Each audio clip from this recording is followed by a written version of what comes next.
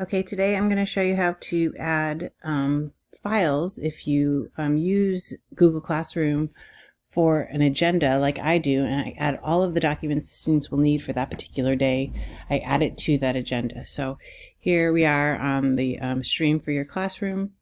I'm going to type in my agenda item. So I just write agenda, then number 1, number 2, and then anything that the students will need for that day. If you click on the add button, you can choose to add a Google file, a link, a file from your computer, or something from YouTube.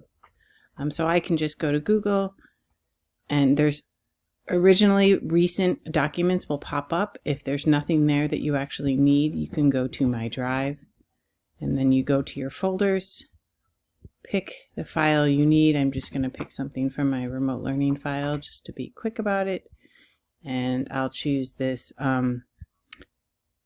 choice board, and then you click add. You can also choose multiple files. If you hit the command key, you can highlight multiple files to add all at the same time.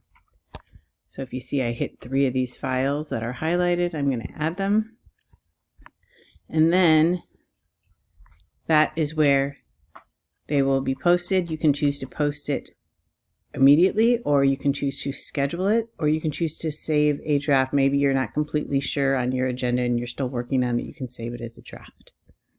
Okay, hopefully that was helpful. Hope you all have a great day.